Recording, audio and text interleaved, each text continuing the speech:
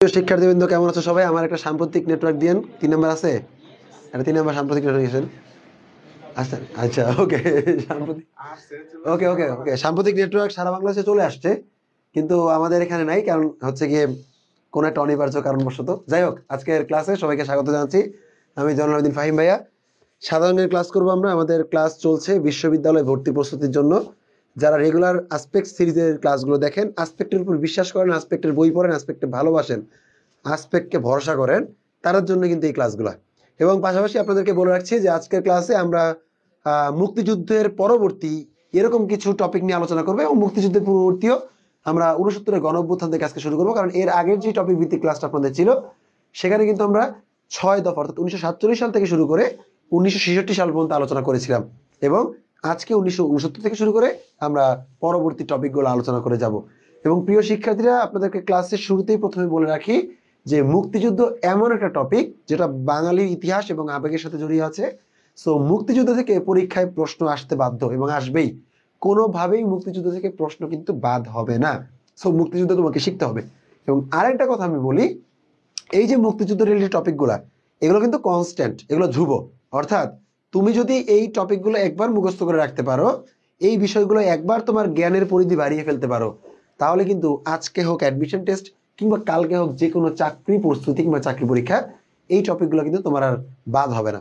অর্থাৎ সাম্প্রতিক যেমন প্রতিনিয়ত আপডেট হয়, কনস্ট্যান্ট এই টপিকগুলো কিন্তু চিরজীবন একই থাকবে। তাই একবার মুখস্থ করে নেওয়াই কিন্তু তোমার জন্য শ্রেয়। আচ্ছা, আজকের ক্লাসের শুরুতে সবাইকে যেটা বলবো, যারা বরাবরই আমাদের ক্লাস করো, আসপেক্ট সিরিজের ক্লাস করো, আমার ক্লাস করো, সবাই তো জানোই যে ক্লাসের শুরুতে যেটা করতে হবে, ক্লাসটাকে একটা শেয়ার দিয়ে ফেলতে হবে। শেয়ার দিয়ে ক্লাসটাকে তোমার টাইমলাইনে রেখে দিবে, এবং তোমার টাইমলাইনে রেখে দিলে ক্লাসটি তুমি পরবর্তীতে করে নিতে পারবে, ক্লাসটি তোমার কাছ থেকে হারিয়ে যাবে না। আর বরাবরই আমরা যাদেরকে নিয়ে ক্লাসগুলো করি, তাদেরকে তোমরা একটু মেনশন করে দাও। তোমাদের যে ফ্রেন্ডরা আছেন ক্লাস করে আমাদের সাথে, তাদেরকে একটু মেনশন করে দাও, এবং সবাই একটু জানিয়ে দাও যে কে কোত্থেকে জয়েন করেছে এবং তোমাদের পড়াশোনা কেমন চলছে। আমি একটু তোমাদের কমেন্টগুলো দেখে আসি, কে কোত্থেকে জয়েন করেছে এবং তোমাদের পড়াশোনা কেমন চলছে। ফ্রেন্ডদেরকে মেনশন করে দিবে। এই কয়টা কাজই বাস, এর বেশি কোনো কাজ নাই। একটু সবাই কাজগুলো করে ফেলো, আর সবাই যুক্ত হওয়া পর্যন্ত আমরা হচ্ছে ক্লাসটা একটু শুরু করব। একটু যুক্ত হয়ে নেক সবাই।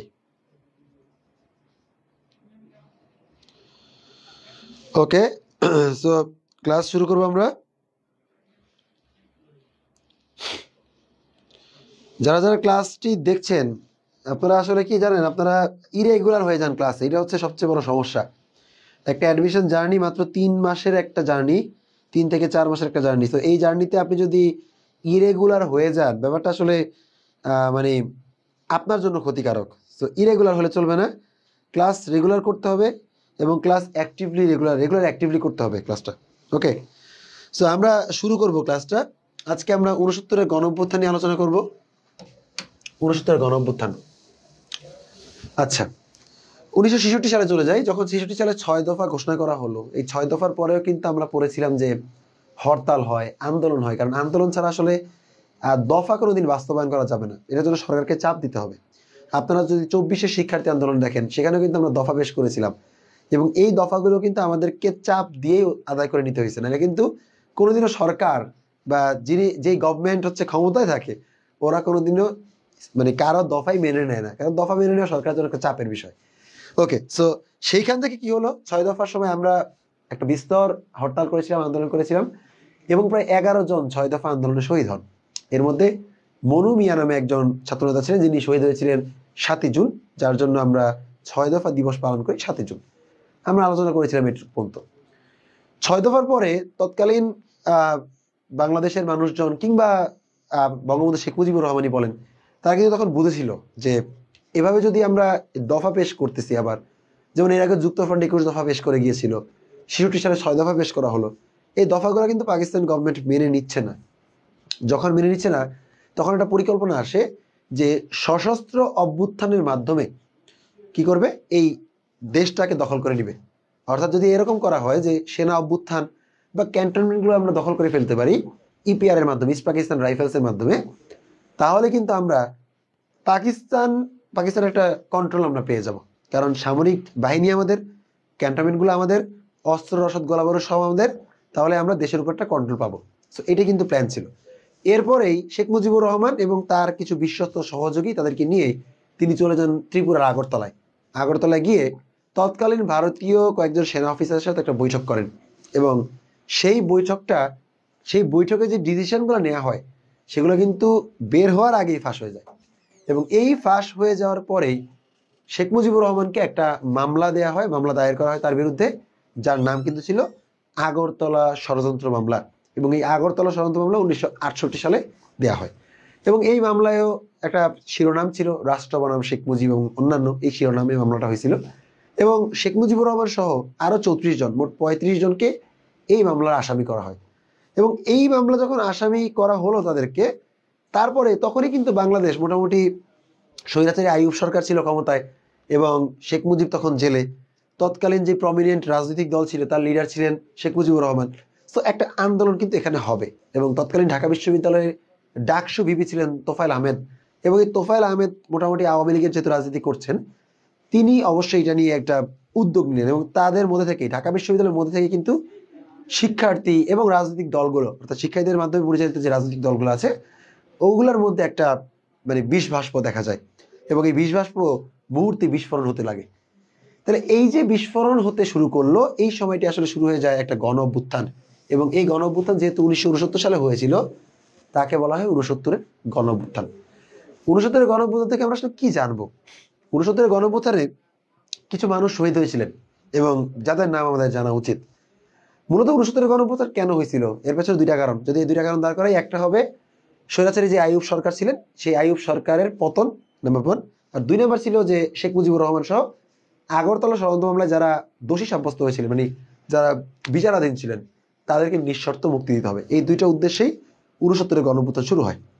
এই গণ অভ্যুত্থানে বিপুল পরিমাণে আন্দোলন হয় এবং এই আন্দোলনে প্রথম 20 জানুয়ারি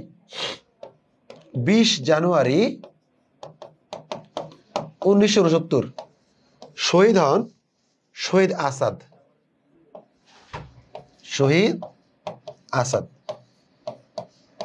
এই আসাদের নাম থেকে কিন্তু আজকের যে আমাদের ঢাকার আসাদ গেট, সেই আসাদ গেটের নামকরণ করা হয় আসাদ গেট। এবং আজকে যে আসাদ গেট নামে আমরা চিনি, এই আসাদ গেটের কিন্তু পূর্ব নাম কি ছিল ভাই? এই আসাদ গেটের পূর্ব নাম ছিল আইয়ুব গেট।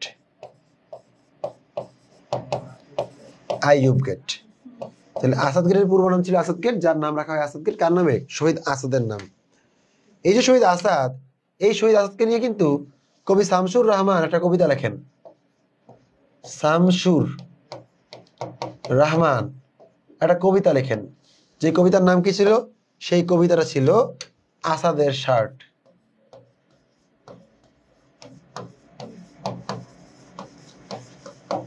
আসাদের শার্ট, এটা হচ্ছে কবিতা। তাহলে আসাদের শার্ট কবিতাটি লেখেন কে? কবি শামসুর রহমান। ওকে, ফাইন। এবার আসেন, এরপরে 24 জানুয়ারি শহীদ হন মতিউর রহমান।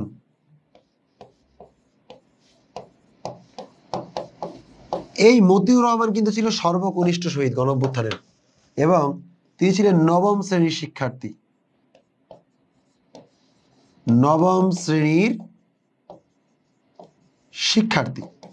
এবং ছিলেন সর্বকনিষ্ঠ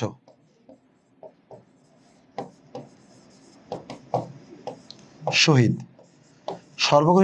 নবম শ্রেণীর শিক্ষার্থী, যার জন্য তিনি মারা গেছিলেন যেই তারিখটায়, সেই তারিখটায় কি করা হয়েছে? গণ অভ্যুত্থান দিবস করা হয়েছে। তাহলে এটা হচ্ছে গণ অভ্যুত্থান দিবস। তাহলে গণ অভ্যুত্থান দিবস কার শহীদ দিবসে করা হয়েছে? শহীদ মতিউর রহমানের, যিনি সর্বকনিষ্ঠ শহীদ ছিলেন গণ অভ্যুত্থানের এবং নবম শ্রেণীর শিক্ষার্থী ছিলেন তখন।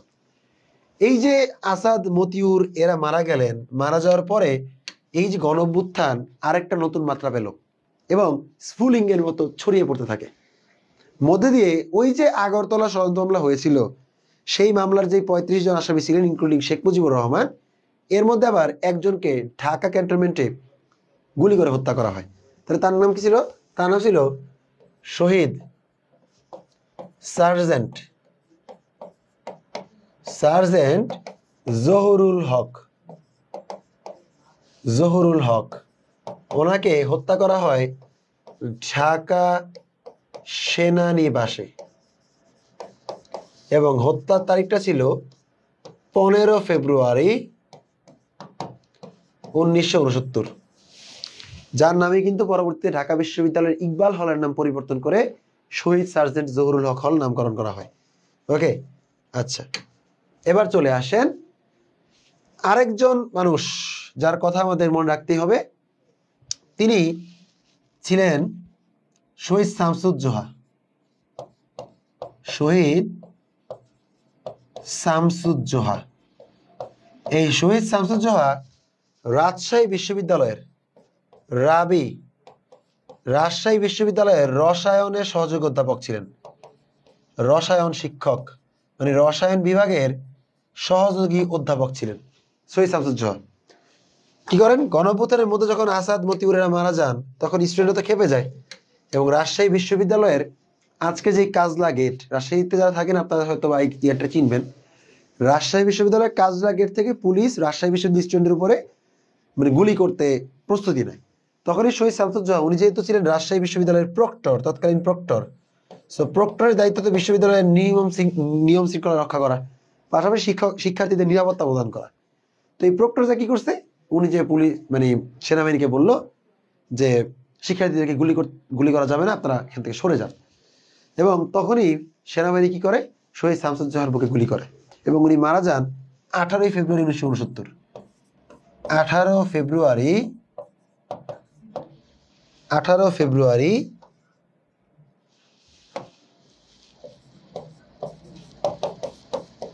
1969। এবং যেই দিনটা উনি মারা গেছেন ওই দিনটাকেই বলা হয় জোহা দিবস বা শহীদ শামসুজ্জোহা জোহা দিবস পালন করা হয়। রাজশাহী বিশ্ববিদ্যালয়ে কিন্তু একটা চত্বর আছে যেটা হচ্ছে শহীদ শামসুজ্জোহার নামে করা হয়েছে, যার নাম হচ্ছে জোহা চত্বর। জোহা চত্বর, রাজশাহী বিশ্ববিদ্যালয়ের প্রশাসনিক ভবনের সামনে চত্বরটাকে বলা হয় জোহা চত্বর, শামসুজ্জোহার নামে। তো এই যে মোটামুটি গণঅভ্যুত্থানের রিলেটেড যে গুরুত্বপূর্ণ ইনফরমেশন গুলা, কে কবে মারা গেলেন, কে কবে শহীদ হলেন, এই বিষয়গুলো হচ্ছে আপনাদের জানা থাকতে হবে। কারণ প্রশ্ন করে বসতে পারে শহীদ শামসুজ্জোহা দিবস কবে, প্রশ্ন করতে পারে গণঅভ্যুত্থান দিবস কবে, সেই ক্ষেত্রে আপনাদের কিন্তু এই বিষয়গুলো মাথায় রাখতে হবে।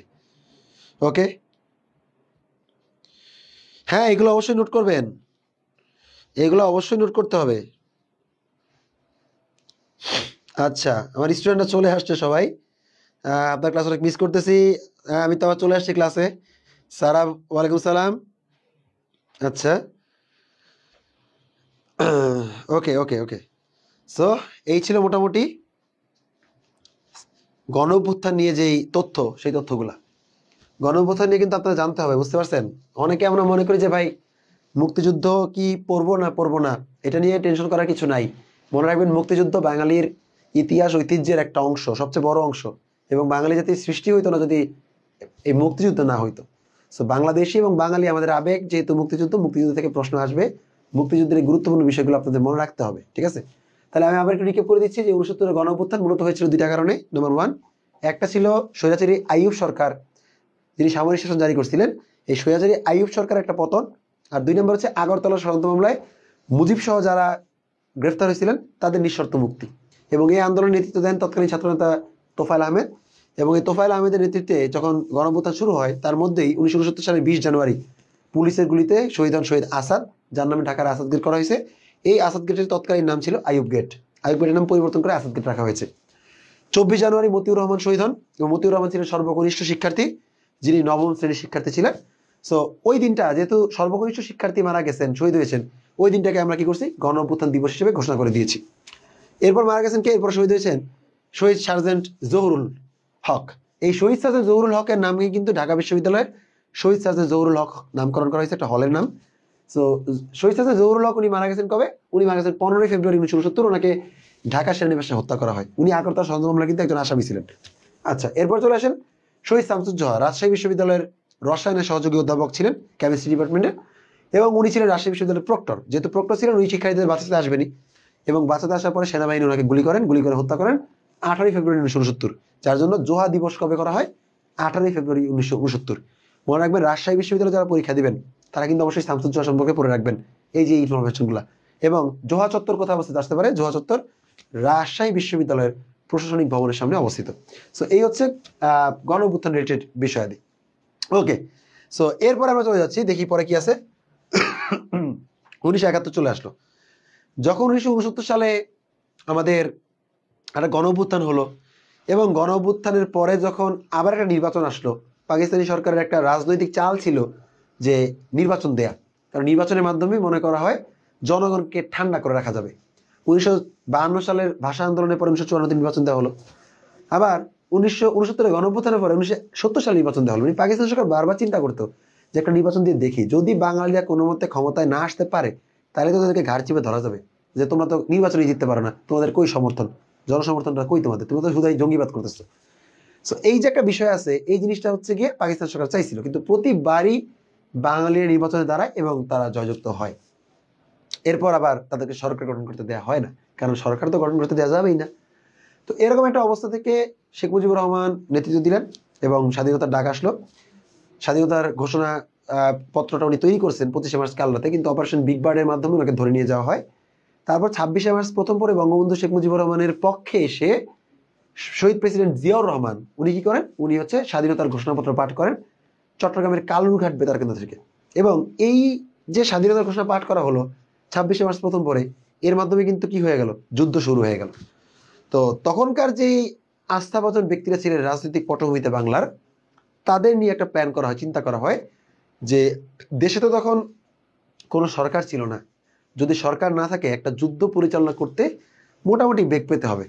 তো তখন চিন্তা করা হয় যে আমাদের বাংলাদেশের যুদ্ধের জন্য একটা সরকার প্রস্তুত করতে হবে, এবং সেই সরকারকে বলা হয় মুজিবনগর সরকার, এবং মুজিবনগর সরকারকে বলা হয় প্রবাসী সরকার, অনেকে বলে অস্থায়ী সরকার।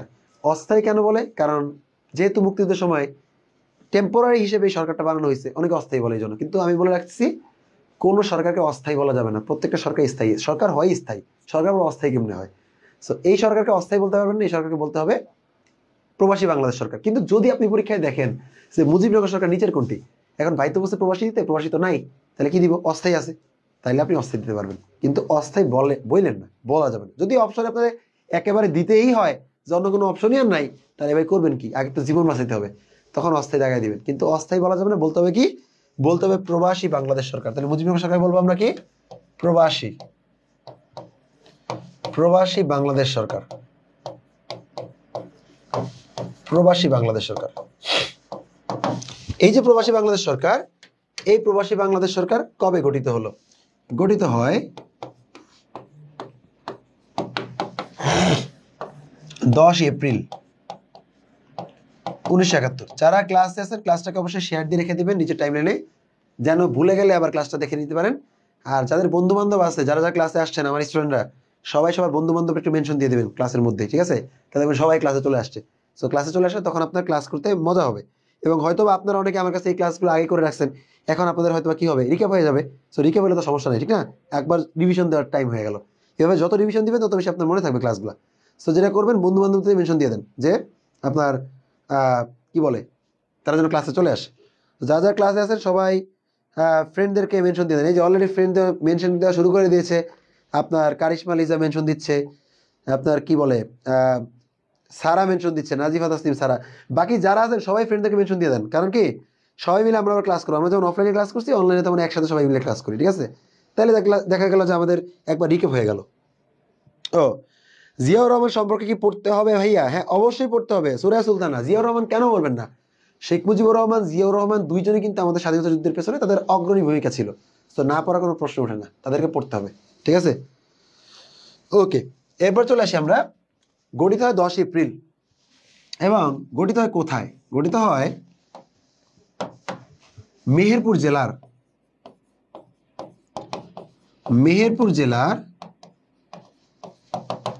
বৈদ্যনাথ তলার আম বাগানে বা আম্রকাননে। এই বৈদ্যনাথ তলারই বর্তমান নাম কিন্তু মুজিবনগর। বর্তমান নাম কি? মুজিবনগর। ওকে, তাহলে এবার চলে আসেন, এবার লাগবে আমাদের শপথ। শপথ দিতে হবে, শপথ গ্রহণ। শপথ গ্রহণ হয় 17 এপ্রিল 1971। যেদিন শপথ নেন, এই শপথ নেয়ার কিছুক্ষণের মধ্যেই পাকিস্তানি সেনাবাহিনী এসে এই মুজিবনগর পুরো একদম ঘুরে দেয়, বোমা বিস্ফোরণ ঘটায়। তখন এদের যে কার্যালয়, এই কার্যালয় স্থানান্তর করা হয়, বাংলাদেশে আর রাখা হয় না। কার্যালয় ছিল কলকাতার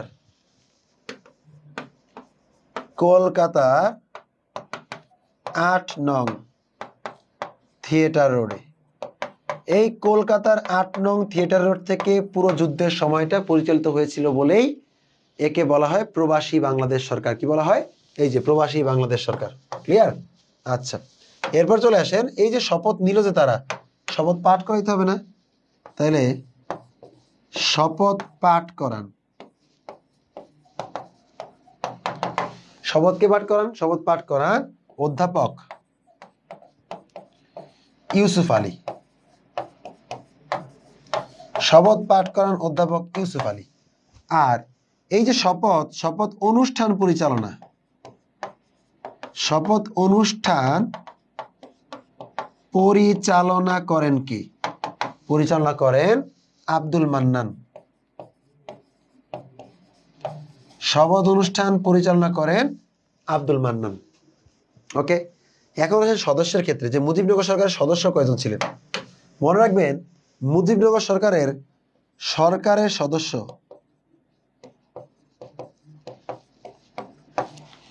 সরকারের সদস্য ছিলেন 6 জন। আর লেখেন মন্ত্রণালয়, মুজিবনগর সরকারের মন্ত্রণালয় অথবা বিভাগ ছিল 12টি। এজন্যই বিভিন্ন জনের নামের পাশে আপনি 2-3টা মন্ত্রণালয় দেখতে পারেন। ধর কনফিউজ হওয়ার কিছু নাই যে কিরে ভাই পড়ে আসলাম এইটা, দেখতেছি আরেকটা। যেহেতু 12টা মন্ত্রণালয় 6 জনকে ভাগ করতে হবে, এর মধ্যে একজন ছিল শেখ মুজিবুর রহমান, উনি তো নাই। আর একজন তো উপরাষ্ট্রপতি, উনি তো নিতে পারতেছে না কিছু। বাকিরা ভাগ করে কিন্তু বাকি সব মন্ত্রণালয়গুলো চালাইতে হবে, যার জন্য 4 জন 12টা ডিসি বিদায় এক একজন 2-3টা করে পাইছে। ঠিক আছে? আর লেখেন প্রধান উপদেষ্টা। প্রধান উপদেষ্টা, মুজিবনগর সরকারের প্রধান উপদেষ্টা মাওলানা ভাসানী। মাওলানা ভাসানী।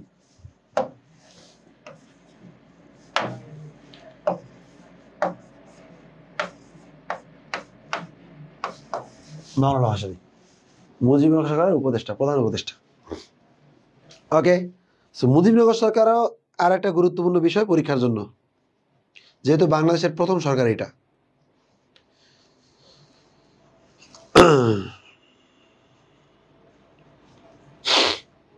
হ্যাঁ, নোট সামনে নিয়ে ক্লাস করতেছেন, ধন্যবাদ, সমস্যা নাই, পড়তে হবে, প্রচুর পড়তে হবে। ওকে, সো মুজিবনগর সরকার মোটামুটি এইটুকু আলোচনা। এরপর চলে আসেন আমরা দেখি কি আছে। ক্র্যাক প্ল্যাটুন 1971-এর আরেকটা গুরুত্বপূর্ণ বিষয় ক্র্যাক প্ল্যাটুন। এই ক্র্যাক প্ল্যাটুন সম্পর্কে আমাদের জানতে হবে, যদিও ক্র্যাক প্ল্যাটুন বিষয়টা আমরা অনেকেই জানি না। এই ক্র্যাক প্ল্যাটুন ছিল কিন্তু একটা গেরিলা দল, গেরিলা যোদ্ধা, গেরিলা যোদ্ধা। এবং এই ক্র্যাক প্ল্যাটুন কাজ করত 2 নং সেক্টরের অধীনে। 2 নং সেক্টর। ক্র্যাক প্ল্যাটুনের প্রতিষ্ঠাতা ছিলেন 2 জন। 2 নং সেক্টরের যারা সেক্টর কমান্ডার ছিলেন তারাই ক্র্যাক প্ল্যাটুন প্রতিষ্ঠা করেছিলেন। তাহলে দেখেন প্রতিষ্ঠাতা, ক্র্যাক প্ল্যাটুনের প্রতিষ্ঠাতা 2 নং সেক্টর, যারা 2 নং সেক্টরের যারা সেক্টর কমান্ডার ছিলেন তারাই ক্র্যাক প্ল্যাটুন প্রতিষ্ঠা করেছিলেন। তাহলে প্রতিষ্ঠাতাকে মেজর খালেদ মোশাররফ।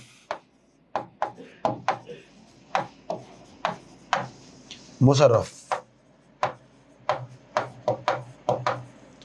আর আরেকজন হচ্ছে মেজর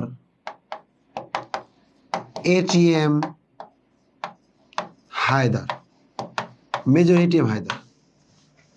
ক্র্যাক প্ল্যাটুনের মোট যোদ্ধা ছিলেন কয়জন? মোট যোদ্ধা 34 জন। যুদ্ধের পদ্ধতি hit and run, hit and run, যুদ্ধের পদ্ধতি ছিল কি হিট অ্যান্ড রান। ওকে, উল্লেখযোগ্য যোদ্ধা, ক্র্যাক প্যাটার্নের উল্লেখযোগ্য যোদ্ধাদের থেকে কিন্তু প্রশ্ন আসে, উল্লেখযোগ্য যোদ্ধা। এবং আপনারা যে বিউপি পরীক্ষা দিতে যাবেন, এই বিউপিতে কিন্তু ক্র্যাক প্যাটার্ন থেকে প্রশ্ন আসতে পারে। ওকে, সো উল্লেখযোগ্য যোদ্ধা কে ছিলেন? উল্লেখযোগ্য যোদ্ধা ছিলেন শহীদ ইমাম রুমি, ছিলেন শহীদ আসাদ, ছিলেন শহীদ, লিখেন শিল্পী শাহাবুদ্দিন, উনি শহীদ হন নাই, শিল্পী শাহাবুদ্দিন, যাকে নিয়ে গত বছর প্রশ্ন আসছে ঢাকা বিশ্ববিদ্যালয়ে, শিল্পী শাহাবুদ্দিন, শিল্পী শাহাবুদ্দিন। ওকে, এই যে ক্র্যাক প্লাটুনের যিনি দ্বিতীয় সেক্টর কমান্ডার ছিলেন, মানে ঢাকার sector commander major ATM Haider, এই এটিএম হায়দারের কিন্তু বোন ছিল, বোন ক্যাপ্টেন সেতারা বেগম, ক্যাপ্টেন সেতারা বেগম, যিনি কিন্তু ছিলেন প্রথম নারী বীর প্রতীক, প্রথম নারী বীর প্রতীক। এবং উনি ছিলেন প্রথম নারী ক্যাপ্টেন সেনাবাহিনীর। তাহলে বাংলাদেশ সেনাবাহিনীর প্রথম নারী ক্যাপ্টেন কে ছিল? ক্যাপ্টেন সীতারা বেগম, মেজরিটি মেয়েদের ছোট বোন। এই ক্যাপ্টেন সীতারা বেগম কিন্তু ২ নং সেক্টরের অধীনে যুদ্ধ করেন, সেক্টরের অধীনে যুদ্ধ করেন। এবং উনি ছিলেন বাংলাদেশ ফিল্ড হাসপাতালে কর্মরত, বাংলাদেশ ফিল্ড হাসপাতালে কর্মরত ছিলেন। যেই ফিল্ড হাসপাতাল তৈরি করছিলেন ডাক্তার জাফরুল্লাহ চৌধুরী, ত্রিপুরার আগরতলায় বাংলাদেশ ফিল্ড হাসপাতাল। এই ফিল্ড হাসপাতালের চিকিৎসক ছিলেন ক্যাপ্টেন সীতারা বেগম, এবং উনি মেজর এটিএম হায়দারের ছোট বোন ছিলেন। উনি ছাড়াও কিন্তু আর একজন বীর প্রতীক আছে, যিনি খেতাবপ্রাপ্ত বীর প্রতীক, তার নাম ছিল তারামন বিবি। এর নাম আমরা অনেকেই জানি, তারামন বিবি, তারামন বিবি। এই তারামন বিবি যুদ্ধ করেন 11 নং সেক্টরে, তারামন বিবি যুদ্ধ করেন 11 নং সেক্টরে। এবং উনি যুদ্ধ করতেন কুড়িগ্রামে, কুড়িগ্রামে ওনার জন্ম, কুড়িগ্রামে যুদ্ধ করতেন। আর এই সেতারা বেগমের জন্ম হয়েছিল কিশোরগঞ্জে, উনি কিশোরগঞ্জের। আরেকজন নারী বীর প্রতীক ছিলেন, যিনি আসলে বীর প্রতীক ছিলেন কিন্তু উনি খেতাবটা পান নাই, মানে খেতাব পাইছে গ্যাজেটেড হয় নাই। ওনার নাম ছিলেন কাকন বিবি। কি বিবি? কাকন বিবি, কাকন বিবি। উনি খেতাব প্রাপ্ত, খেতাব পেয়েছেন, কিন্তু গ্যাজেটেড হন নাই, গ্যাজেটেড হননি। তাই যদি আপনাকে প্রশ্ন করা হয় খেতাব প্রাপ্ত নারী বীর প্রতীক কয়জন, তাইলে হবে 2 জন। খেতাববিহীন নারী বীর প্রতীক কয়জন? 1 জন, ওনার নাম হচ্ছে কাকন বিবি। আর নারী বীর প্রতীক মোট কয়জন? নারী বীর প্রতীক মোট 3 জন। ক্লিয়ার? আচ্ছা, আপনাদের কি কোনো প্রশ্ন নাই নাকি? যারা ক্লাস করতেছেন আপনাদের কোনো প্রশ্ন থাকলে করতে পারেন।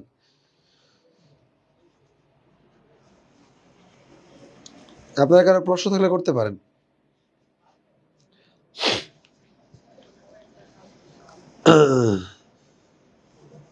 আচ্ছা, এত আবেগ ঘন হওয়ার কিছু নাই রে, আমি ক্লাস নিচ্ছি, সবাই ক্লাস করতেছেন, কোনো সমস্যা নাই, ক্লাস সবসময় আমার করতে পারবেন।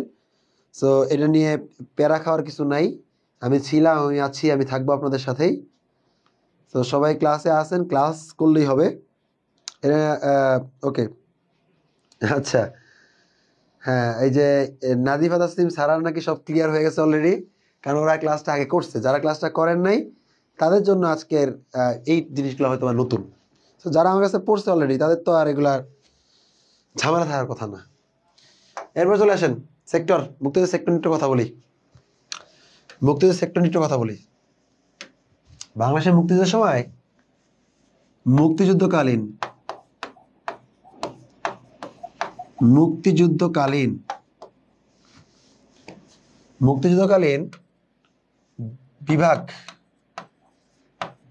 বিভাগ ছিল 4টি। কোন কোন বিভাগগুলা? একটা ছিল রাজশাহী একটা বিভাগ ছিল, রাজশাহী। 2 নম্বর বিভাগ ছিল খুলনা। 3 নম্বর বিভাগ ছিল চট্টগ্রাম। 4 নম্বর বিভাগ ছিল ঢাকা। এগুলো ছিল বিভাগ। পরবর্তী রাজশাহী বিভাগ ভেঙে কিন্তু রংপুর হয়েছে, খুলনা ভেঙে হয়েছিল বরিশাল, চট্টগ্রাম ভেঙে হয়েছে সিলেট, এবং সর্বশেষ ঢাকা ভেঙে হয়েছে ময়মনসিংহ। তাহলে মুক্তিযুদ্ধের সময় যে 4টা বিভাগ ছিল এই হচ্ছে বিভাগ। আর মুক্তিযুদ্ধকালীন জেলা ছিল, মুক্তিযুদ্ধকালীন জেলা ছিল 19টি। আমরা নাম শুনছি যে বৃহত্তর ময়মনসিংহ, বৃহত্তর ফরিদপুর, বৃহত্তর কুমিল্লা, বৃহত্তর যশোর। এই যে জেলাগুলো ছিল, এই জেলাগুলো ছিল বৃহত্তর জেলা, যেগুলো পরবর্তী ভেঙে গিয়ে ছোট ছোট জেলায় ভাগ হয়ে গেছে। এবং এর পাশে একটা কাহিনীও ছিল, কারণ মুক্তিযুদ্ধের সময় বাংলাদেশকে যে সেক্টর এবং সাব সেক্টরগুলোতে ভাগ করা হয়েছিল, ওই সাব সেক্টরের সময় 64টা সাব সেক্টর করা হয়, যার জন্য পরবর্তীতে 64টা জেলা হয়ে যায় ওই সাব সেক্টরগুলো আলাদা হয়। এবং এই যে জেলাগুলো ছিল, এই জেলাগুলো কিভাবে ছিল আপনি যদি চিন্তা করেন তাহলে বুঝতে পারবেন। যেমন যদি আমরা প্রশ্ন করি যে বাংলাদেশের প্রথম শত্রুমুক্ত জেলা কোনটি, আমরা সবাই কিন্তু উত্তর দিব যশোর। কিন্তু আসলে আজকের কথা যদি চিন্তা করেন, বাংলাদেশের সর্বপ্রথম শত্রুমুক্ত হয়েছিল যে জেলা, তার নাম হচ্ছে ঝিনাইদহ। লালনের জন্মভূমি ঝিনাইদহ। এই ঝিনাইদহ সবার প্রথম শত্রুমুক্ত হয়। কিন্তু এই ঝিনাইদহ নামে কিন্তু মুক্তিযুদ্ধের সময়, কারণ জেলা ছিল কয়টা? 19টা। তখন ঝিনাইদহ নামে কোনো জেলার অস্তিত্ব ছিল না। তখন সবগুলো জেলা মানে ঝিনাইদহ, চুয়াডাঙ্গা এগুলো মিলাইছিল বৃহত্তর যশোর, যার জন্য তখন বৃহত্তর জেলা ছিল বাংলাদেশের 19টা। এবং এই 19টার পরবর্তী ভেঙে ভেঙে ভেঙে ভেঙে আজকে 64টা জেলা হয়ে গেছে। তাহলে কিভাবে আমাদের সেক্টরগুলোতে ভাগ করা হলো এবং সেক্টর ভাগ করার পেছনে কোন ইতিহাস জড়িত, আর সেক্টরগুলো কোনটা কোন জায়গায় ছিল, এই সবগুলো বিষয় আমাদের পড়তে হবে। মনে রাখবেন যে ভর্তি পরীক্ষায় মানচিত্র থেকে 3টা প্রশ্ন পাবেন। বাংলাদেশের মানচিত্র থেকে, বিডি মানচিত্র থেকে, মানে বাংলাদেশের মানচিত্র থেকে 3টি প্রশ্ন শিওর। ঢাবিতে কিন্তু বলতেছি 3টি প্রশ্ন শিওর। এগুলো কোন কোনটা ভাই? যেই 3টা প্রশ্ন শিওর হবেন তার মধ্যে একটা হচ্ছে নদ নদী। নদ নদী থেকে 100% আপনি একটা প্রশ্ন কমন পাবেন নদ নদীর মানচিত্র থেকে। 2 নম্বরে প্রাচীন বাংলার জনপদ থেকে প্রশ্ন কমন পাবেন। জনপদ থেকে একটা প্রশ্ন আসবে শিওর। এবং এরপরে 3 নম্বরে আপনি যেটা পাবেন সেটা হচ্ছে সেক্টর থেকে আপনার একটা কোশ্চেন আসবে। তাহলে এই যে 3টা টপিক, এই 3টা টপিকের জন্য আমাদের মানচিত্র খুব ভালোভাবে শিখতে হবে। এবং যারা অলরেডি মানচিত্র শিখে ফেলছেন, আমার মনে হয় আমার অফলাইনে যত জায়গায় আমি শিক্ষার্থীদেরকে পড়াইছি সবাই আমার মানচিত্র খুব ভালোভাবেই পারে। কি আপনারা যারা কমেন্টে আছে মানে তারা একটু বলেন তো যে কারা কারা মানচিত্র আমার কাছে শিখছেন, এবং তারা কি মানচিত্র এখন ভয় লাগে মানচিত্র আঁকতে বা মানচিত্র বুঝতে কি কোনো সমস্যা আছে, কিংবা মানচিত্র থেকে প্রশ্ন আসলে কি পারবেন, একটু এটা বলেন। যে যারা যারা আমার ক্লাসে অলরেডি অফলাইন কিংবা অনলাইনে এই পর্যন্ত যারা করছিলেন, যারা মানচিত্র শিখছেন, তারা কি সবাই মানচিত্র পারবেন কিনা, বা মানচিত্রের প্রশ্ন আসলে আপনি অ্যান্সার করতে পারবেন?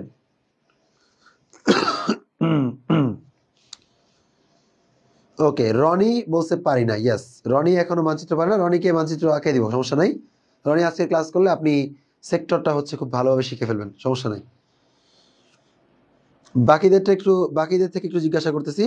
ওকে, সো এই যে তামান্না মিম বলেছে পারবে, সানজিদা ইসলাম বলছে পারবে, সারা বলছে শিখেছি ভাইয়া পারবো, সবাই পারবে। তো রনি পারে না, যেহেতু রনির মতো এরকম আরো কয়েকজন যদি থাকে যারা এখন ক্লাস করতেছে কিংবা পরবর্তীতে ক্লাসটা করবে, তাদের জন্য আমরা আবার একটু মানচিত্র শিখতেই পারি। আর আমরা যারা অলরেডি শিখেছি, এই যে নাবিল বলছে, সুরাইয়া বলছে, এরা সবাই পারবে। তো এরা যেহেতু পারবে, তাহলে এরা আবার একটু যেন রিভিউ করে নেয়, কারণ আমরা কিন্তু সবকিছুই পড়ছি, সবকিছু কি আমাদের মনে আছে? সবকিছু কিন্তু আমাদের মনে নাই। কেন মনে নেই? কারণ আপনার চর্চার অভাব। আপনি একটা টপিক যদি একবার পর পর আরেকবার দেখে নেন এই জিনিসটা, বা আরেকটা ক্লাস করেন, তাহলে ওই টপিকটা আপনার মনে একদম স্থায়ীভাবে গেঁথে গেছে। তো যারা সেক্টর পড়ছেন অলরেডি, আমার সাথে পড়ছেন কিংবা অন্য কারোর সাথে পড়ছেন, তাদেরকে বলবো যে আজকে আবার আমরা একটু সেক্টরটা দেখি। তাহলে সেক্টরটা দেখলে আমাদের হয়তো বা সেক্টরটা একেবারে মুখস্থ হয়ে যাবে। ক্লিয়ার? সো আমরা সবাই একটু ক্লাসের মধ্যে ঢুকি, সেক্টরটা দেখি, মুক্তিযুদ্ধের সেক্টর শিখবো। ঠিক আছে? তাহলে চলো একটু মানচিত্র আঁকি। ওকে,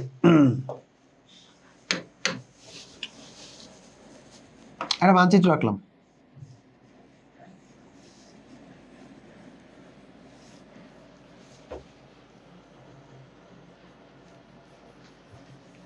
ওকে, সো এটা হচ্ছে মানচিত্র।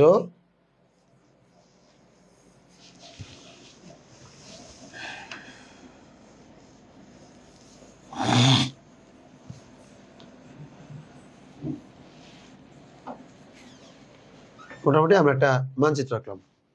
আচ্ছা, এখন আসেন এই যে সেক্টরের ব্যাকগ্রাউন্ড আসলে কি। প্রথমত মুজিবনগর সরকার গঠিত হয়ে গেল 10 এপ্রিল, এবং 17 এপ্রিল তারা শপথ গ্রহণ করলো। এই যে 10 এপ্রিল শপথ গ্রহণ করছে কিংবা 17 এপ্রিল মুজিবনগর সরকার গঠিত হয়েছে, এর আগেই মুজিবনগর সরকারের যিনি প্রধানমন্ত্রী অর্থাৎ তাজউদ্দিন আহমেদ, সেই তাজউদ্দিন আহমেদের সাথে কিন্তু সেনাবাহিনীর তৎকালীন যে প্রধান ছিলেন, সেনাপতি এমএজি ওসমানী, তার কিন্তু একটা কথা চলতেছে, আলোচনা চলতেছে। এবং মনে রাখবেন, যদি বলা হয় বাংলাদেশের মুক্তিযুদ্ধের সর্বাধিনায়ককে, আচ্ছা আপনাদেরকে প্রশ্নটাই করি, যদি প্রশ্ন করা হয় এরকম যে বাংলাদেশের মুক্তিযুদ্ধের সর্বাধিনায়ক কে আর সেনাপতি কে, সবাই একটু এটা কমেন্টে লেখেন তো দেখি, পারেন নাকি? না পারলেও লিখবেন, সর্বাধিনায়ক লেখা লিখবেন নামটা, সেনাপতি লেখা লিখবেন নামটা। দুইজন যদি একটাই হয় তাহলে একজনের নাম লেখেন। সবাই একটু এমনি লেখেন, দেখি কমেন্ট একটু দেখি, সবাই একটু কমেন্টে লেখেন তো। বাংলাদেশের মুক্তিযুদ্ধের সর্বাধিনায়ক আর সেনাপতি, এটা কমেন্টে অ্যান্সার দেন সবাই। বাংলাদেশের মুক্তিযুদ্ধের সর্বাধিনায়ক এবং সেনাপতি। ওকে, এই রনি যে বলছে জেনারেল আতাউল গনি ওসমান, আমি বুঝলাম উনি একজন ব্যক্তি, কিন্তু উনি কি ছিলেন? সেনাপতি ছিলেন না সর্বাধিনায়ক ছিলেন, নাকি দুইটাই ছিলেন? যদি দুইটাই থাকে তাহলে দুইটাই লেখেন যে ভাই উনি দুইটাই ছিলেন। যদি উনি দুইটাই থাকে তাহলে দুইটাই লিখবেন। মুক্তিযুদ্ধের সেনাপতি এবং সর্বাধিনায়ক যদি একজন থাকে তাহলে একটাই অ্যান্সার দেন, আর যদি দুইজন থাকে তাহলে লিখে দিবেন সর্বাধিনায়ক এই, সেনাপতি এই। দেখি কমন কোশ্চেনটা এখন মতো কারা কারা পারে না। ও, বোধ ছিলেন জেনারেল আতাউল গনি ওসমানী, রনি লেখছে বোধ ছিলেন। আচ্ছা, আপনারা আর কেউ কি পারেন না? যারা ক্লাসের মধ্যে আছেন আর কেউ পারেন না যে মুক্তিযুদ্ধের সর্বাধিনায়ক সেনাপতিকে? শুধু রনি পারে?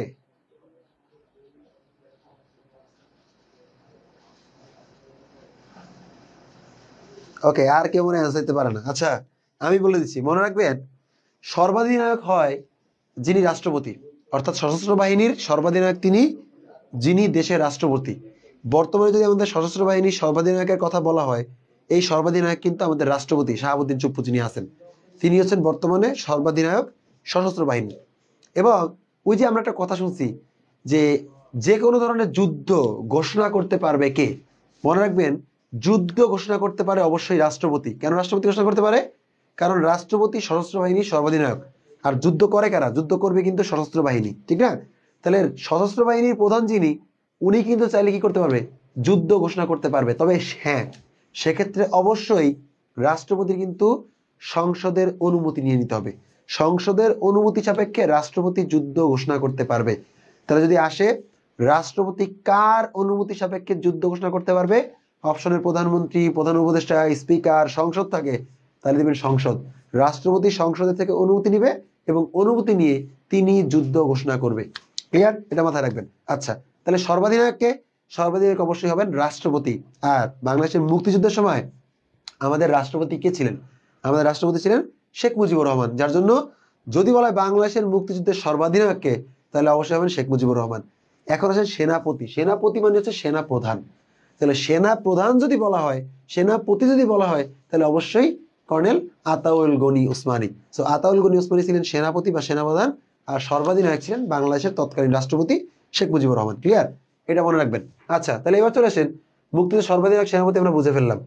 এই যে মুক্তিযুদ্ধ শুরু হইলো, শুরু হওয়ার সময় সেনাপতি এমএজি ওসমানী তিনি তাজউদ্দিন আহমেদের নেতৃত্বে 4 এপ্রিল, কয় এপ্রিল? 4 এপ্রিল 1971, এই 4 এপ্রিল 1971 তিনি কি করেন? তিনি একটা গোপন বৈঠক করেন। তাহলে বৈঠকটা কই করেন? বৈঠক করেন হবিগঞ্জ জেলার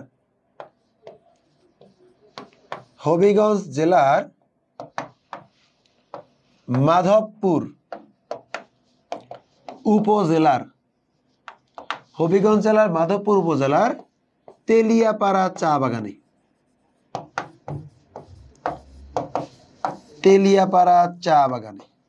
তাহলে হবিগঞ্জ জেলার মাধবপুর উপজেলার তেলিয়াপাড়া চা বাগান, এখানে একটা গোপন বৈঠক করেন। কাদের সাথে বৈঠক করেন? বৈঠক করেন ইপিআর, ইস্ট বেঙ্গল রেজিমেন্ট, অথবা যদি আপনি বলেন East Pakistan Rifles, East Pakistan রাইফেলসের 27 জন সেনা অফিসারের সাথে, 27 জন সেনা অফিসারের সাথে এই গোপন বৈঠকটা করেন। এবং এই বৈঠকেই সিদ্ধান্ত নেওয়া হয় যে বাংলাদেশকে মুক্তিযুদ্ধের জন্য কিছু সেক্টর এবং সাব সেক্টরে ভাগ করে দিতে হবে, তাহলে যুদ্ধটা সুন্দরভাবে শেষ হবে। এই রিপোর্টটা নিয়ে এমএজি ওসমানী চলে যান কলকাতায়। কলকাতার 8 নং থিয়েটার রোডে মুজিবনগর সরকারের যে কার্যালয় ছিল, সেই কার্যালয়ে বসে মুজিবনগর সরকারের সদস্যদের সাথে 11 জুলাই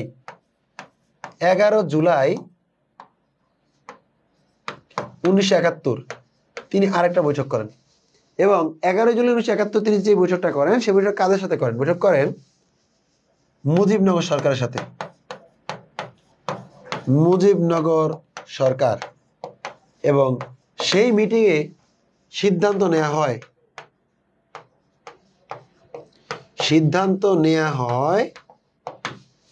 11টি সেক্টরে ভাগ করতে হবে বাংলাদেশকে 11টি সেক্টরে ভাগ করতে হবে, প্লাস 64টি সাব সেক্টরে ভাগ করা হবে।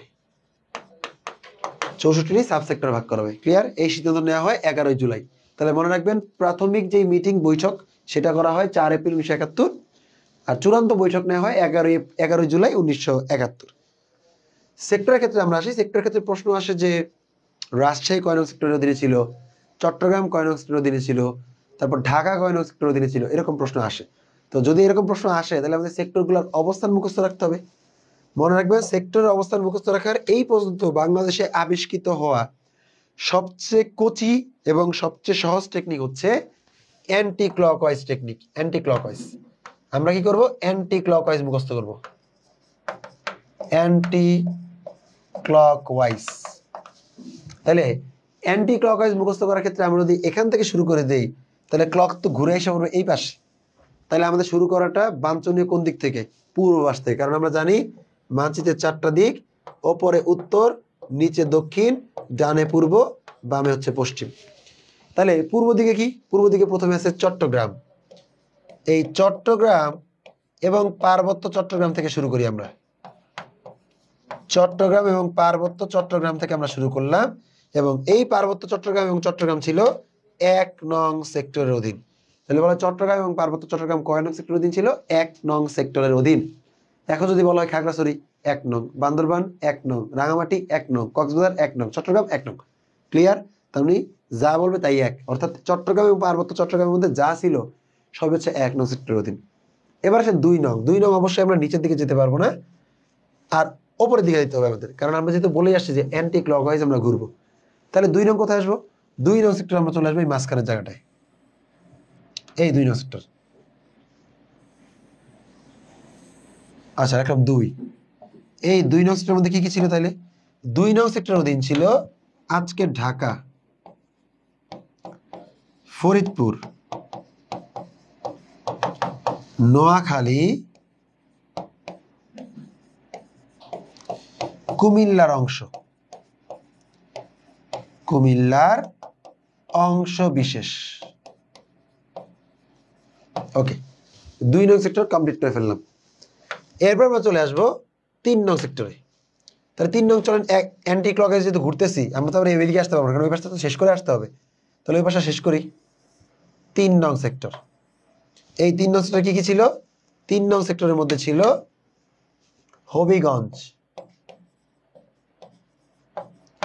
ব্রাহ্মণবাড়িয়া,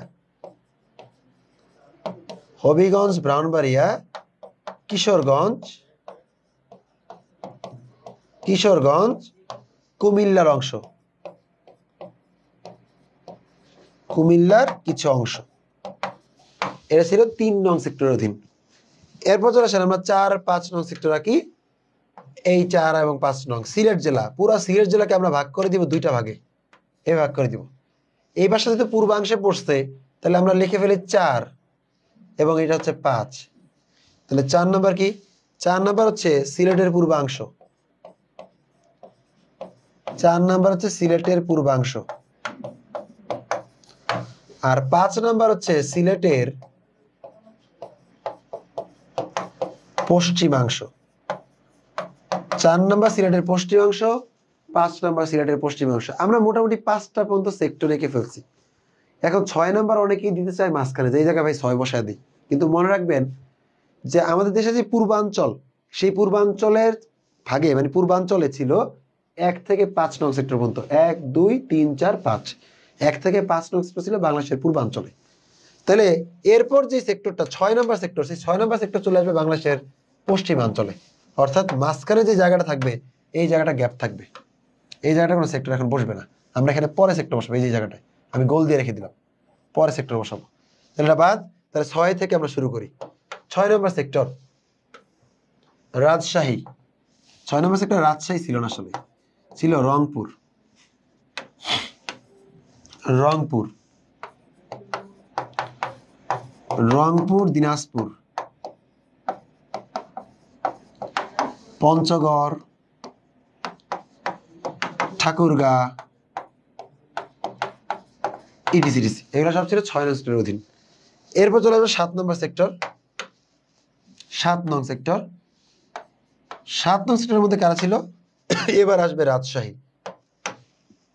রাজশাহী, রাজশাহীর পাশে আছে নাটোর, আছে পাবনা, এগুলো সব হচ্ছে 7 নং সেক্টরের অধীন। চলে আসেন 8 নম্বরে। 8 নম্বরে কই চলে যাব? 8 নাম্বার সেক্টর। 8 নাম্বার সেক্টরের মধ্যে থাকবে কি কি? থাকবে মেহেরপুর, থাকবে গোপালগঞ্জ। এরপর আমরা চলে আসবো লাস্ট যে সেক্টরটা আছে, অর্থাৎ 9 নং সেক্টর। এখানে থাকবে সুন্দরবন, খুলনা এবং বরিশাল। তাহলে 9 নং সেক্টর। তাহলে মনে রাখেন সেক্টর আমরা শিখবো 1 থেকে 5 পূর্বে, 6 থেকে 9 হবে পশ্চিমে। এখন বাকি আছে কয়টা সেক্টর? 2টা, কারণ 9 পর্যন্ত আমরা চলে আসছি। 2টা সেক্টর বাকি আছে। এই 2টার একটা হচ্ছে একেবারে নিচে, একটা হচ্ছে একেবারে উপরে। তাহলে একেবারে নিচে যে সেক্টরটা বসবে তার নাম হচ্ছে 10 নং সেক্টর, আর একেবারে উপরে চলে যাবে 11 নং সেক্টর। এই 10 নং সেক্টর ছিল নৌ কমান্ডো, যেহেতু আমরা এটা পানির মধ্যে ফেলাই দিছি, নৌ কমান্ডো সেক্টর। আর 11 নং সেক্টরের মধ্যে ছিল টাঙ্গাইল, ময়মনসিংহ, ময়মনসিংহ এবং কুড়িগ্রামের অংশ, কুড়িগ্রামের কিছু অংশ, ময়মনসিংহ, টাঙ্গাইল এবং কুড়িগ্রামের কিছু অংশ। আর 10 নম্বর সেক্টর যেহেতু নৌ কমান্ডার ছিল, এই সেক্টরে ছিল না নিয়মিত কোনো সেক্টর কমান্ডার, এবং এই সেক্টরটাই মুক্তিযুদ্ধের সর্বাধিনায়কের মাধ্যমে পরিচালিত হতো, অর্থাৎ এটা ছিল রাষ্ট্রপতির কন্ট্রোলে। এটা কোনো নিয়মিত সেক্টর কমান্ডার ছিল না। তাহলে কোন সেক্টরে নিয়মিত কোনো সেক্টর কমান্ডার ছিল না? সেটা হচ্ছে 10 নং সেক্টরে। এই 10 নং সেক্টরে কিন্তু পরিচালনা করায় অপারেশন জ্যাকপট নামে একটা গুরুত্বপূর্ণ অপারেশন। ঠিক আছে? তাহলে অপারেশন জ্যাকপট কারা পরিচালনা করে? 10 নং সেক্টরের অধীনে পরিচালিত হয় operation jackpot. Clear? So sector কি সবাই বুঝতে পেরেছেন? এবার রনিকে আমি জিজ্ঞাসা করবো, রনি তুমি কি সেক্টর পুরোটা বুঝতে পারছো? সেক্টর কি আর ভুল হওয়ার চান্স আছে তোমার? রনিকে জিজ্ঞাসা করব।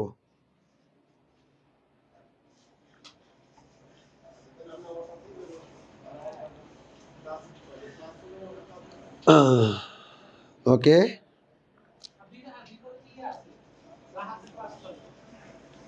আচ্ছা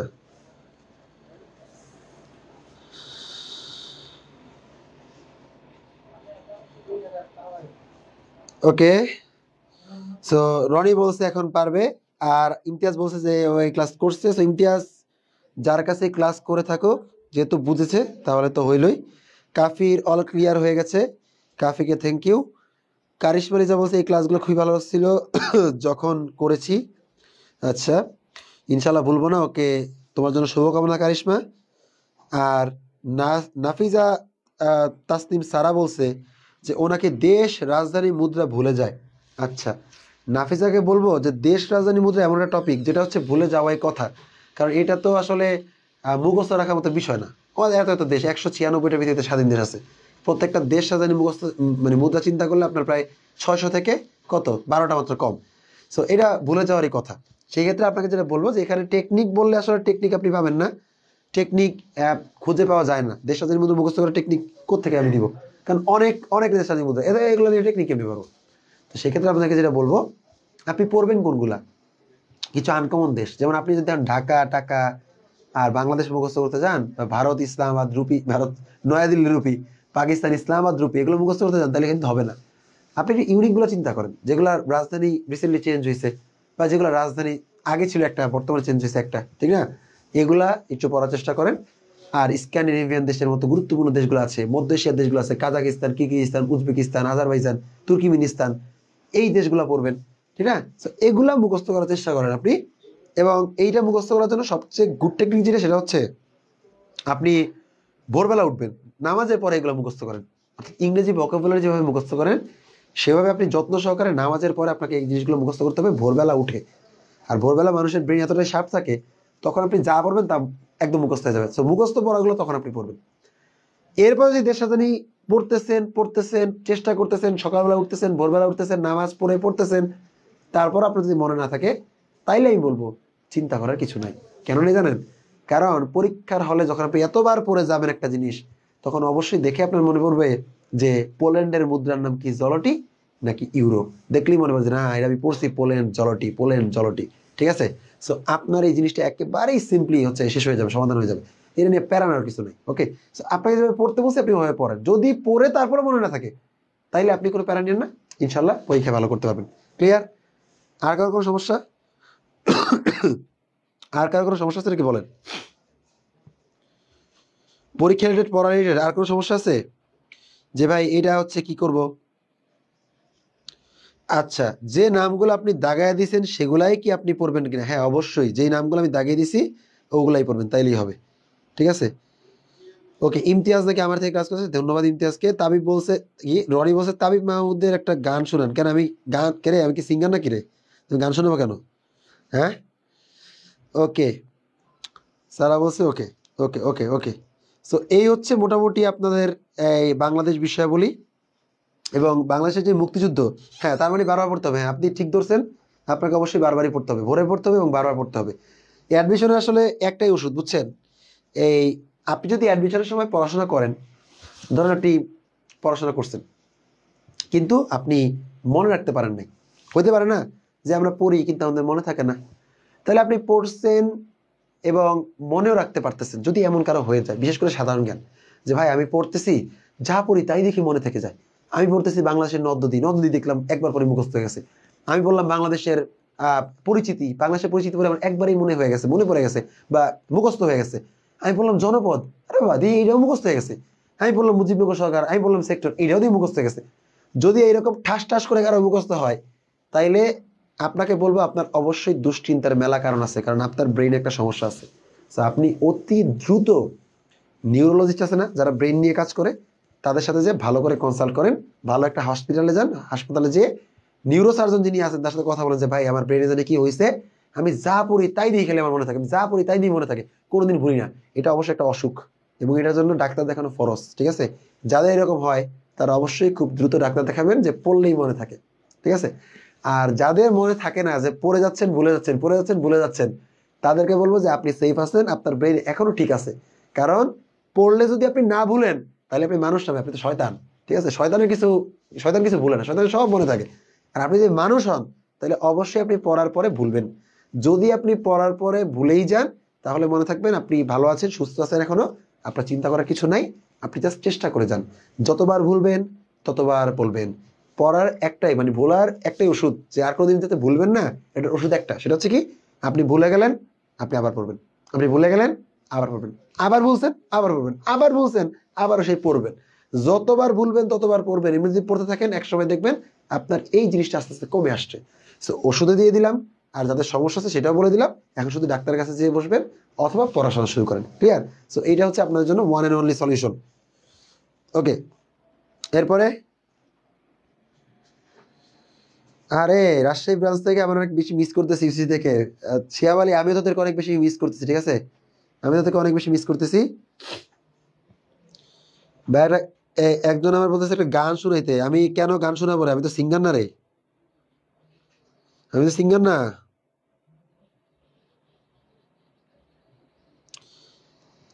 আমি তো সিঙ্গার না, বুঝছিস? আচ্ছা, একজন জিজ্ঞাসা করলো যে বাংলাদেশের প্রথম মহিলা পুলিশ কবে নিয়োগ করা হয়েছে? বাংলাদেশের প্রথম মহিলা পুলিশ, বাংলাদেশের প্রথম মহিলা পুলিশ নিয়োগ দেওয়া হয়েছিল 1974 সালে প্রাথমিকভাবে। তখন কয়েকজনকে নিয়োগ দেওয়া হয়েছিল। আর 1976 সালে আনুষ্ঠানিকভাবে প্রথম মহিলা পুলিশ নিয়োগ দেওয়া হয়, কারিশমাকে বলতেছি। ঠিক আছে, আর মহিলা পুলিশের শান্তিরক্ষা মিশনের প্রথম যায় 2010 সালে। ওকে, আর কোনো কিছু, আর কোনো মানে কোনো সমস্যা কারো আছে? মানে না থাকলে আমরা হচ্ছে ক্লাসটা মানে শেষ করে দিব আর কি। ভাই বাংলাদেশ বিসিএস এর কয়টা পোস্ট মানে বুঝলাম না। বিসিএস এর পোস্ট মানে কি? তুই বিসিএস দিবি নাকি রনি? মানে রনি কি অ্যাডমিশন স্টুডেন্ট নাকি? রনি আমার সিনিয়র নাকি? আমি বিসিএস এর নাকি? বুঝলাম না। আচ্ছা, কাফি বলছে যে রাজশাহীতে দেখা হবে কি না কোনো কারণে। আচ্ছা, দেখা হইতেও পারে, ঠিক আছে, হইতেও পারে না হইতে পারে। আর জীবনে কোনো না কোনো জায়গায় দেখা হবে, ঠিক আছে, এটা নিয়ে প্যারা খাওয়ার কিছু নাই। জীবনে কোনো না কোনো জায়গায় অবশ্যই দেখা হয়ে যাবে। আচ্ছা সুরাইয়া, থ্যাংক ইউ। ওকে, আচ্ছা, সো আপনাদের মোটামুটি তাহলে শেষের দিকে নাকি? যেটা বলবো যে আমাদের আসপেক্ট সিরিজের যে আসপেক্ট জিকে বইটা আছে, সেই বইটা যারা কিনেছেন তারা আমাদের যে ক্লাসগুলো হচ্ছে এই ক্লাসগুলোতে আমরা যে টপিকগুলো নিয়ে আলোচনা করতেছি সেই টপিকগুলোর উপরে আপনারা বুঝে শুনে আমল করতে থাকেন। সোজা কথা হচ্ছে এইটা। আর যারা হচ্ছে বইটা কিনেন নাই তাদেরকে যেটা বলবো যে এখনো যেহেতু 2 মাস সময় বাকি আছে, আপনি যদি সাধারণ জ্ঞানের কোনো আপডেটেড বই না কিনে থাকেন এখনো, তাহলে এই বইটা কিনে জাস্ট আমি একটা শর্ট সাজেশন দিব আপনাদেরকে, ওই সাজেশন অনুযায়ী আপনারা হচ্ছে পড়ে ফেলবেন। ঠিক আছে, তাহলে আপনি সাধারণ জ্ঞানে ইনশাল্লাহ খুব ভালো করতে পারবেন। আর পাশাপাশি আরেকটা কথা বলবো যে সাম্প্রতিক নেটওয়ার্ক 1 এবং 2 কিন্তু বের হয়ে গেছে অলরেডি। আর এরপরে আজকে অলরেডি 3 সারা বাংলাদেশে লঞ্চ হয়েছে। সো এই 3টা সবাই হচ্ছে সংগ্রহ করে ফেলবেন। আপনার নিকটস্থ যে কোনো লাইব্রেরি থেকে আপনি সাম্প্রতিক নেটওয়ার্ক 3 কিন্তু পেয়ে যাবেন। 1, 2, 3 পরীক্ষার আগে আরেকটা বের হবে, 4 নম্বরটা বা ফাইনাল যেটাই বের হোক না কেন, আমরা কিন্তু সাম্প্রতিকের ক্লাস দিব। এবং আমি বলে দিব আপনাকে যে আমি যদি সাম্প্রতিকের আপনাদের ক্লাস দিয়ে দিই, ইনশাল্লাহ ওই সাম্প্রতিকের ক্লাস থেকে আপনারা হুবহু কমন পাবেন। সো ওই সাম্প্রতিকের ক্লাসটা করার আগে আপনাদেরকে সাম্প্রতিকের 3টা বই কিনতে হবে। এবং 3টা বই কিনে আপনি একটু আগে সেলফ স্টাডি করেন, নাড়াচাড়া করেন। সো সাম্প্রতিক নেটওয়ার্ক অবশ্যই কিনে ফেলবেন এবং কিনে আমাদের ক্লাসে চলে আসবেন। ইনশাআল্লাহ আমরা দুর্দান্ত একটা ক্লাস করব। এবং আপনাদের জিকে নিয়ে যত ভয় আছে সব ভয় আসলে আপনারা ক্লাস করলে কেটে যাবে। জিকে এমন কোনো সাবজেক্ট না যেটা আহামরি কঠিন, যেটা ভয় পাওয়ার মতো কিছু বিষয়। জিকে আমাদের কাছে কঠিন লাগে কারণ আমরা জিকে পড়ি নাই, জিকে চর্চা করি নাই। যদি আমরা জিকে চর্চা করি, যদি জিকে আমরা পড়ি, তাহলে জিকে আমাদের কাছে একদম পানির মতো একটা বিষয় হয়ে যাবে। ঠিক আছে, সো এটা নিয়ে ভয় পাওয়ার একেবারে কোনো কারণ নেই। আচ্ছা, আর সাম্প্রতিকগুলো কি করবো ভাইয়া? যাদেরকে সাম্প্রতিক বললাম অবশ্যই সাম্প্রতিকের বই কিনে নেন। সাম্প্রতিক নেটওয়ার্ক 3 নাম্বারটা বেরোয়েছে, 3 নাম্বারটা কিনে নেন। যে কোনো লাইব্রেরিতে যেয়ে সাম্প্রতিক নেটওয়ার্ক 3 আপনারা হচ্ছে কিনে নেবেন, তাহলে জিকেতে ভালো করতে পারবেন সাম্প্রতিকে। এবারের প্রশ্নে সাম্প্রতিক বেশি আসবে, তো সাম্প্রতিক থেকে আপনাদের পড়তে হবে। ধরেন এবারের পরীক্ষায় না হলেও ন্যূনতম আমার যেটা বলে আর কি, তো আমার ইকুয়েশন অনুযায়ী 9 থেকে 10টা সাম্প্রতিক প্রশ্ন আসবে, আর বাকিগুলো আসবে বেসিক প্রশ্ন। তো 9 থেকে 10টা যে সাম্প্রতিকের প্রশ্ন আসে সেই ক্ষেত্রে আপনার কিন্তু এটা অনেক নাম্বার ভাই। ঠিক আছে, এবং জিকেতে আপনাকে ভালো করে সবার থেকে এগিয়ে থাকতে হবে। বাংলা ইংলিশে আপনি পাস ফেল মানে হইতেই পারে, এটা হঠাৎ করে পাস হয়ে যায়, হঠাৎ করে ফেল হয়ে যায়, কিন্তু জিকেতে আপনি কেউ ফেল করে না, যেহেতু ফেল করে না জিকেতে নাম্বার যত বেশি পারা যায় তুলে রাখতে হবে, তাহলে আপনি সবার থেকে এগিয়ে যাবেন। ওকে, আচ্ছা আমি যেটা বলবো যে সুরায়া সুলতানা আমি ক্লাস নিচ্ছি, সো ক্লাস করেন তাহলেই হবে। আচ্ছা, আর কারিশমা যেটা বলছে ক্লাস নেওয়ার আগে জানিয়ে দিতে, ক্লাস হলে আমাদের আসপেক্ট সিরিজের পেজের মধ্যে জানিয়ে দেওয়া হয়, সো ক্লাসটা আপনারা সেখান থেকে করে ফেলবেন, সমস্যা নেই। আপনারা হচ্ছে জেনে যাবেন, এখানে নোটিশ দেওয়া হবে, নোটিশ দেখলে নোটিশ আপনি দেখে আপনার ক্লাসে ঢুকবেন। ওকে, হ্যাঁ ফাহিম ভাই থাকতে আসলে জিকের কোনো ভয় নেই, ইনশাল্লাহ জিকে ঠিকঠাক হয়ে যাবে। তো এই তো মোটামুটি। আবার আমি বলে দিচ্ছি যে মুক্তিযুদ্ধ রিলেটেড কোন বিষয়গুলো আপনারা একটু পড়বেন। মুক্তিযুদ্ধের মধ্যে 1947 সাল থেকে পড়া শুরু করবেন, 1947 পর 1952 খুবই গুরুত্বপূর্ণ, এটা পড়তেই হবে, মুখস্থ করা বাধ্যতামূলক, সো এটা পড়বেন। পাশাপাশি আপনারা যেটা পড়বেন যে মুক্তিযুদ্ধ মানে মুক্তিযুদ্ধের আগে 1966 ছয় দফা মুখস্থ করতে হবে, 6 দফার বিভিন্ন ধারাগুলো মুখস্থ করবেন, 54 যুক্তফ্রন্ট নির্বাচন মুখস্থ করবেন, এরপর 69 গণঅভ্যুত্থান মুখস্থ করবেন। আগরতলা সীমান্ত মামলা অতটা গুরুত্বপূর্ণ না। 69 গণঅভ্যুত্থানের পরে মুক্তিযুদ্ধ যখন শুরু হইলো, 70 নির্বাচন এর মধ্যে বাদ, 70 নির্বাচন দরকার নেই। মুক্তিযুদ্ধের মধ্যে 7ই মার্চের ভাষণটা বাদ দিবেন, দরকার নেই পড়ার। এরপর আপনারা মুজিবনগর সরকার থেকে শুরু করে সেক্টর, ক্র্যাক, প্ল্যাটুন যা আছে সব পড়বেন। ইতিহাস সাহিত্যের কথা বলি যে আমরা এর আগের দিন যখন 52 ভাষা আন্দোলন নিয়ে পড়ছিলাম তখন ভাষা আন্দোলনের প্রথম আপনাদেরকে লিখে দিয়েছিলাম, ভাষা আন্দোলনের যে প্রথম সাহিত্যগুলো আছে, উপন্যাস বলেন, চলচ্চিত্র বলেন, নাটক বলেন, কবিতা বলেন কিংবা গান বলেন, এগুলো মুখস্থ করতে হবে, শিল্পীদের নাম মুখস্থ করতে হবে, রচয়িতার নাম মুখস্থ করতে হবে। এগুলো আমাদের এই যে আসপেক্ট জিকের মধ্যে খুব সুন্দর করে দেয়া আছে, ঠিক আছে। এর পাশাপাশি আপনারা মুক্তিযুদ্ধ আজকে বললাম, মুক্তিযুদ্ধেরও প্রথম সাহিত্য, প্রথম উপন্যাস, প্রথম গল্প, প্রথম ছোট গল্প, প্রথম গ্রন্থ, প্রথম গান, প্রথম চলচ্চিত্র, প্রথম কবিতা, প্রথম নাটক সব মুখস্থ করতে হবে উইথ এদের ক্রিয়েটর সহ, এটাও আসপেক্ট জিকের মধ্যে পাবেন। এবং এরপরে যেটা মুখস্থ করবেন, মুক্তিযুদ্ধের সময় বাংলাদেশে যে বিদেশিরা অবদান রাখছিল, এদের মধ্যে আমরা জর্জ হ্যারিসনের নাম জানি, পণ্ডিত রবিশঙ্করের নাম জানি, আন্দ্রে মায়ারের নাম জানি, অ্যালান গিন্সবার্গের নাম জানি, সাইমন রিং এর নাম জানি, ঠিক না, ডব্লিউ.এস. ওয়াটারল্যান্ডের নাম জানি। এই যে ব্যক্তিরা আছেন মুক্তিযুদ্ধের বিদেশিরা, এগুলো আপনাদের খুব সুন্দর করে মুখস্থ করতে হবে, তাদের অবদান, তারা কি ছিল, কেউ কি সাংবাদিক ছিল না কেউ পুলিশ ছিল, সো এগুলো হচ্ছে গিয়ে একটু মুখস্থ করে ফেলবেন। আর যে মুখস্থ করবেন, বাংলাদেশের মুক্তিযুদ্ধের সময় বিশ্বের বিভিন্ন দেশের যে রাষ্ট্রপ্রধানরা ছিলেন সেগুলো আমরা অফলাইন ক্লাসেও পড়েছি, আর যারা অনলাইন ক্লাসে হচ্ছে গিয়ে আজকে পড়তেছেন তারা যেটা করবেন, এই যে আমাদের আসপেক্ট জিকে এর মধ্যে খুব সুন্দর করে দেওয়া আছে, তো মুক্তিযুদ্ধকালীন বিভিন্ন দেশের রাষ্ট্রপ্রধান এদের নামগুলো হচ্ছে মুখস্থ করে ফেলবেন। মুক্তিযুদ্ধ থেকে আরেকটা যে জিনিস পড়বে সেটা হচ্ছে স্বীকৃতি। আমরা কিন্তু আজকে নারী বীর প্রতীক নিয়ে আলোচনা করছি, নারী বীর প্রতীক তো পড়বেনই, স্বীকৃতি নিয়ে পড়বেন। কেন স্বীকৃতি নিয়ে পড়বেন? প্রশ্ন আসতে পারে যে প্রথম কোন আপনার কি বলে পঞ্চশক্তির কোন দেশ প্রথম বাংলাদেশকে স্বীকৃতি প্রদান করছে? রাশিয়া। আবার প্রশ্ন আসতে পারে যে বাংলাদেশকে প্রথম কোন অনারব মুসলিম দেশ কি করছে, এই স্বীকৃতি প্রদান করছে, এরকম প্রশ্ন আসতে পারে। তাহলে এই ক্ষেত্রে যদি প্রশ্নগুলো এসে পড়ে, আপনাকে স্বীকৃতিটা পড়ে রাখতে হবে, প্রথম স্বীকৃতির ক্ষেত্রে সাল কেউ মুখস্থ করেন না, তারিখ কেউ মুখস্থ করেন না, জাস্ট প্রথমটা, প্রথম অনারব মুসলিম দেশ, প্রথম আরব মুসলিম দেশ, প্রথম আফ্রিকান দেশ, প্রথম ইউরোপিয়ান দেশ, প্রথম সমাজতান্ত্রিক দেশ, প্রথম এশিয়ার দেশ, এগুলো মুখস্থ করে রাখেন, ঠিক আছে। সো এই বিষয়গুলো হচ্ছে আপনাকে পড়তে হবে মুক্তিযুদ্ধ থেকে। আর যেটা করবেন, মুক্তিযুদ্ধের কয়জন বীর প্রতীক, কয়জন বীর শ্রেষ্ঠ, কয়জন বীর উত্তম, কয়জন বীর বিক্রম, কয়জন মোট, এটা হচ্ছে একটু মুখস্থ করে ফেলবেন। এই বিষয়গুলো যদি আপনারা পড়েন, আমি বলে দিতে পারি আপনাদেরকে যে আপনার মুক্তিযুদ্ধ থেকে মোট 3 নাম্বার কমন পাবেন। কয় নাম্বার কমন পাবেন? 3। এটা একদম একদম কনফার্ম, ঠিক আছে। সো এই বিষয়গুলোর উপর আলোচনা করলাম এই জন্যই যেন আপনারা ওই 3 নাম্বার সিকিউর করতে পারেন, ঠিক আছে। এবং এমনি ছোট ছোট করে আপনাকে হচ্ছে গোল বার সেট করতে হবে, বার সেট করে আপনাকে এগিয়ে যেতে হবে, এবং সামগ্রিকভাবে আপনি ঠিকই একটা ভালো নাম্বার পাবেন। ওকে, সো এই ছিল মোটামুটি আজকে সর্বশেষ। সবাই সাম্প্রতিক 3 কিনে নেবেন এবং সাম্প্রতিকের সাথে থাকবেন, সাম্প্রতিক নেটওয়ার্কের সাথে থাকবেন, আসপেক্ট জিকের সাথে থাকবেন, আসপেক্ট সিরিজের সাথে থাকবেন। সবার সাথে আবারও দেখা হবে প্রতি রবিবার সন্ধ্যা 7টার সময় আমার ক্লাস হবে এই পেজ থেকে, আসপেক্ট সিরিজের পেজ থেকে। এছাড়াও যে কোনো সমস্যার জন্য আমাদেরকে এনি টাইম আপনারা নক করতে পারেন আসপেক্ট সিরিজের পেজে অথবা আসপেক্ট ইবিজির পেজে, যারা যেই পেজ থেকে দেখতেছেন লাইভটা, আমরা আপনাদের সমস্যা সমাধানে বদ্ধপরিকর। সবাই ভালো থাকেন, সুস্থ থাকেন, দেখা হবে আবারও। জয়নুল আবেদিন ফাহিম ভাইয়ের পক্ষ থেকে অনেক অনেক শুভকামনা। শুভরাত্রি সবাইকে, ধন্যবাদ।